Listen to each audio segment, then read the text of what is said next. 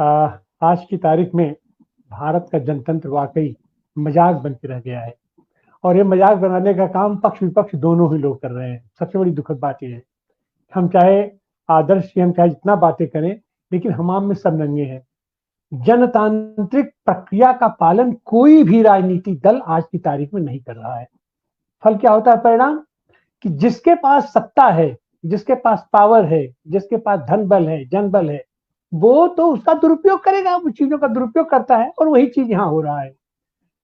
राजनीति में चुनाव आयोग का काम है, चुनाव आयोग से ही ये राजनीतिक दलों को मान्यता मिलती है। राजनीतिक दल का गठन किया जाता है, राजनीतिक दल बनता है। राजनीतिक दल की अपनी प्रक्रिया होती है, उसका कैसे चुनाव होगा, कैसे अध्यक्ष होगा, कैसे कार्यकारिणी होगा, वो होता है। और राष्ट्रीय दल ये केंद्रीय दल बनता है, फिर उसके बाद अपना प्रदेशों में भी दल हो सकते हैं। और एक निश्चित मापदंड के अनुसार चुनाव आयोग में तो उसका रजिस्ट्रेशन होता है। और फिर एक निश्चित प्रक्रिया के अंतर्गत चुनाव आयोग उसे घोषित करता है कि यह राज्य स्तर का है या यह जो सो राष्ट्रीय दल है। इन सारी प्रक्रियाओं के बावजूद ये जो राजनीतिक दल है, ये दल ही संचालन करते हैं विधायक दल का। जो भी विधायक चुन के जाता है, फिर उसकी प्रक्रिया वहां अलग होती है। जो विधायक दल होता है, विधायक दल राजनीतिक दल से संचालित होता है, लेकिन विधायक दल का अपना अस्तित्व होता है। और उसी में जो बार बार आया राम गया राम का ये खेल हुआ करता था कि आज लोग उधर भाग गए, कल उधर भाग गए, ये हो गए, उसी को से बचने के लिए ये दल बदल विधेयक लाया गया। और उसका एक निश्चित प्रक्रिया निर्धारित की गई कि 2/3 लोग के जब दल बदलेंगे तभी उसका माना जाएगा, और नहीं तो उनकी सदस्यता समाप्त हो जाएगी। इन सारी चीजों का कैसे दुरुपयोग करती है, और दुरुपयोग करने की तो मास्टर है अपनी भारतीय जनता पार्टी या इस टाइप के लोग। क्योंकि इनका जनतंत्र में, जनतांत्रिक प्रक्रिया में, जनतांत्रिक संस्थाओं में या संविधान में ही इनका विश्वास ही नहीं है। तो इनका तो सबसे बड़ा काम है कि संविधान और संवैधानिक संस्थाओं का किस तरीके से क्षरण कर दिया जाए, जनता की नजरों में उसे गिरा दिया जाए, और वही काम ये कर रहे हैं। और उस काम में इसके सहभागी बन रहे हैं वो तमाम दल जो अपने निहित स्वार्थों के लिए राजनीतिक दल का या राजनीति में आते हैं और ये राजनीति का उपयोग करते हैं। और वही चीज वहां हो रहा है। खैर, अब उसके तो ये बहुत ज्यादा उसमें जाने का तो कोई सवाल पैदा नहीं होता है। जो हमारे यहाँ न्यायिक प्रक्रिया में लिंगर ऑन करने का जो प्रोसेस है, उसका कितना दुरुपयोग हो सकता है, तक दुरुपयोग हो सकता है, कितने निम्न स्तर तक गिर करके दुरुपयोग हो सकता है, उसका जीता जागता उदाहरण है हमारी महाराष्ट्र की विधानसभा या हमारी महाराष्ट्र की राजनीति है। जैसे ही दल बदल किया हमारा विधायक, अगर उसी समय अध्यक्ष उसके ऊपर निर्णय ले लेता, उसको डिस्क्वालीफाई कर देता, तो आज यह जो ये तमाम दावपेच पे पड़ा हुआ है वहां की ये राजनीति, इसकी आवश्यकता नहीं पड़ती। लेकिन हम ही लोगों ने, पक्ष हो चाहे विपक्ष हो, इन लोगों ने इस बात को वरीयता दिया कि इसको खेल होने दो, खेल होने दो, खेल होने दो।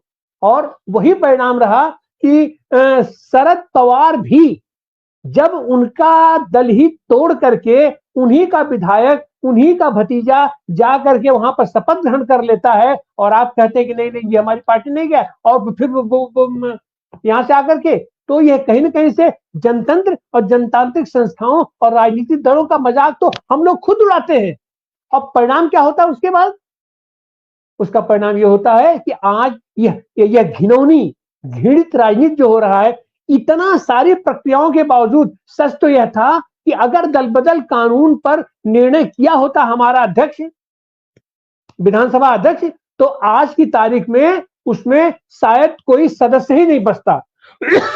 जो स्थिति थी अपने ये शिवसेना की या एनसीपी की, लेकिन सबको बार बार लोग छोड़ते चले गए, क्योंकि सबको उम्मीद थी कि आज नहीं कल, कल नहीं परसों जो ये जो गंदगी हो रही है, अपना इस गंदे कीचड़ से हम भी अपना हाथ साफ करेंगे।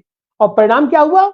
कि फिर धीरे धीरे धीरे धीरे इन सब लोगों को साफ करके इनकी नीचे से जमीन खींच करके और आज की तारीख में इन लोगों के हाथ में कटोरा पकड़ा करके सड़क पर कर दिया गया है।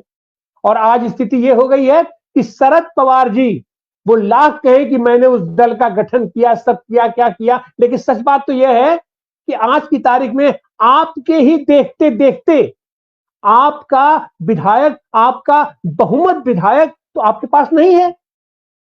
और जब एक स्थिति में विधायक दल ही ये पूरा राजनीतिक दल बन जाता है तो न्यायिक प्रक्रिया में या जो भी न्यायिक अपना न्यायिक संगठन है उसको अगर मैनिपुलेट करना है तो वो अपने स्तर से तो मैनिपुलेट करेगा और वही मैनिपुलेशन हो रहा है, क्योंकि वहां तो उसके मैनिपुलेशन का उसको पुरस्कार मिलेगा, लेकिन अपोजिशन में मैनिपुलेशन का या अपोजिशन के लोगों को अगर वो सही न्याय भी दे देता है तो व्यक्तिगत रूप से उसे क्या मिलेगा।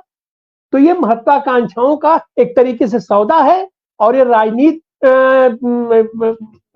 एकदम ये व्यापार बन के रह गई है जिसका भुगतान, जिसको भुगतने के लिए हमारी पूरी की पूरी व्यवस्था, हमारा पूरा पूरा देश और खास करके महाराष्ट्र इस समय दांव पर लग गया है, अपने पासे पे लगा हुआ है। खैर आने वाले दिनों में क्या हो रहा है, अभी तो मतलब चर्चा ये भी हो रही है कि शरद पवार भी अंततः कांग्रेस ज्वाइन कर लेंगे। जब ये स्थितियां बनेगी, जिस कांग्रेस को आप छोड़ करके बाहर आए थे, जिन कारण आए थे, उसी कांग्रेस में अगर आप फिर वहां चले जाते हैं तो कौन सी राजनीतिक नैतिकता रही। और मतभेद होते हैं हमारे अंदर, सबके अंदर मतभेद होता है, लेकिन आज की तारीख में तो हम मनभेद की स्थिति में हम ये चले गए हैं। अगर हम इसका उदाहरण लें, कल नीतीश कुमार ने बिहार के ये विधानसभा में अपना बहुमत पारित किया, अपना साबित किया, और राष्ट्रीय जनता दल के 3 विधायक निकल करके उनके पाले में गए, उन्होंने व्हिप का उल्लंघन किया। तो सच तो यह होना चाहिए था कि राष्ट्रीय जनता दल से मांग की जानी चाहिए थी कि उन तीनों विधायकों की सदस्यता समाप्त की जाए, लेकिन राष्ट्रीय जनता दल ने ऐसा नहीं किया। क्यों नहीं किया? क्योंकि आप कहीं न कहीं से आप उनकी सदस्यता समाप्त न करवा करके दल बदल विधेयक का एक कानून के दायरे में आप उनको नहीं ला रहे हैं, तो आप कहीं न कहीं से आपके दिमाग में खोट है। आप ये मान के चल रहे हैं कि कल ये विधायक हमारे पास आ जाएंगे और ऐसे ही फुटकर करके अगर सारे लोग उधर निकल जाएंगे, फिर आप कहेंगे कि ये कानूनी प्रक्रिया क्या कर रहा है, कैसे कर रहा है। तो जब हम खुद ही अपनी तरफ से हम ढील देते चले जाएंगे तो अंततः तो ये होगा, फिर तो जब सब कुछ निकल जाने के बाद तो ये विधवा विलाप करने का तो कोई मतलब बनता नहीं है। तो इस तरीके से हम देखते हैं कि भारत की राजनीति आज एकदम से दोराहे पर खड़ी हो गई है और एक तरफ कारपोरेट पूंजीवाद परस्त लोग सौदा करने के लिए तमाम पैसा, तमाम साधन, तमाम सुविधाएं अपना लेकर के सामने खड़े हुए हैं हमको खरीदने के लिए, जनतंत्र को खरीदने के लिए। और वहीं पर जो अपने आप को चैंपियन बनते हैं जनतंत्र को ये बचाने का, ये सारे लोग भी कहीं न कहीं से जाने अनजाने उसी प्रक्रिया को हवा दे रहे हैं, लाभ दे रहे हैं। ऐसी हालत में महाराष्ट्र में जो कुछ भी, जैसे भी स्थितियां हो रही हैं, ये स्थितियां बहुत सुखद नहीं कही जाएंगी। वो कहीं न कहीं से ये लोग जनतांत्रिक प्रक्रिया को, जनतंत्र को, संविधान को, संवैधानिक संस्थाओं को घुन की तरीके से लगने में जितना भारतीय जनता पार्टी उसके लिए जिम्मेदार है, उतना ही हमको लगता है कि हम सारे लोग जिम्मेदार हैं। यहां तक कि देश की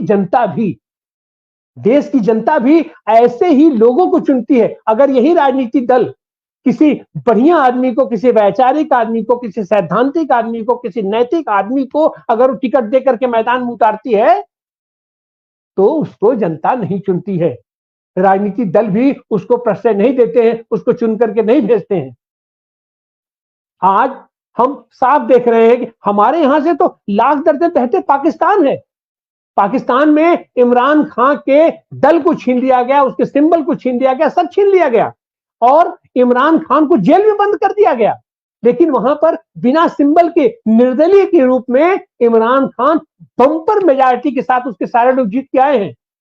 अभी तो 100 की संख्या कही जा रही है, उनकी संख्या 180 के आसपास है। तो ऐसी स्थितियों, ऐसी मजबूती के लिए निश्चित रूप से हम पाकिस्तान की जनता को सलाम करते हैं। पाकिस्तान की जनता सलाम करने लायक है और भारत में भी आकुलता है। हम बार बार इंतजार करते हैं इंडिया बन जाए, ये गठबंधन बन जाए, वो गठबंधन बन जाए। क्यों ऐसा गठबंधन बन जाए? और रोज का रोज हम देख रहे हैं, अपने उत्तर प्रदेश को आप देखिए, अपने बिहार को देखिए, रोज का रोज दल बदल हो रहा है। रोज लोग अपने पाले बदल रहे हैं। अपने उत्तर प्रदेश में क्या हो रहा है? बिना किसी, हम उनको टिकट नहीं देंगे, हम उनको टिकट नहीं देंगे, हमको सांसद बनाइए, उनको सांसद, खाली सौदेबाजी की राजनीति हो रही है। ऐसी हालत में बड़ी दुखद स्थिति है। लेकिन अंतिम हमें उम्मीद तो कोर्ट से करनी पड़ेगी, न्यायपालिका से करनी पड़ेगी, न्यायालय से करनी पड़ेगी, जिसके लिए शरद पवार साहब सर्वोच्च न्यायालय में गए हैं और जिस तरीके से चुनाव आयोग को एकदम अपने हाथ की ये कठपुतली बना लिया है अपने मोदी जी ने, और जैसे वहां नियुक्तियां की हैं, जिस प्रोसेस से वहां नियुक्तियां की हैं, ये सब भारतीय जनतंत्र पर या जनतांत्रिक इतिहास में ये एक काला धब्बा के रूप में याद किया जाएगा। और हम उम्मीद करते हैं शरद पवार के इस प्रकार पर कि ये सर्वोच्च न्यायालय निश्चित रूप से इस पर न्याय देगा। हम